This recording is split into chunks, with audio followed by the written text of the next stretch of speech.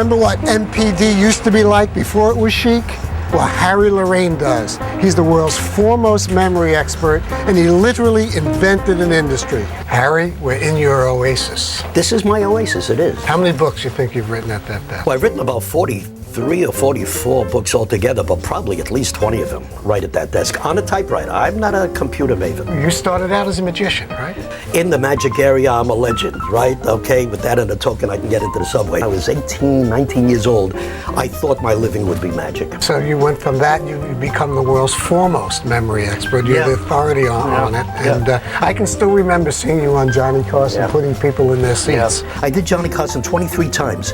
I wrote the act in 5 minutes. I just sat down and said, what's the thing people have the most trouble remembering? He said, well, names, obviously. So let's do a demonstration of remembering names. I did a demonstration where I memorized a full issue of Time magazine every week, you know, tear it down the binding and throw it out to the audience and they call it a page number. That's the act. When people say, I forgot, I say, listen, in my language, there's no such word as forgot. What you did is you didn't remember in the first place.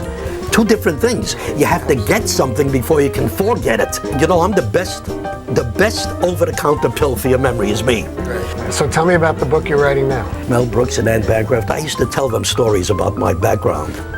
And they would always say, Harry, you gotta write that down. You have to write that down. And then as a joke, they'd say, before you forget. So I wrote a memoir, and Mel said, call it a re-memoir. So I wrote a re-memoir called Before I Forget. What's the one thing that you've forgotten that you wish you didn't forget? How to stay young. How to stay young. Yeah, growing old sucks. Well, you've been wonderful to us, and giving us a glimpse in your home, and being up here, you can just feel it. Well, thank you. It's nice. I have so many more things to say. We'll have to do another show. We will. We're going to have you back.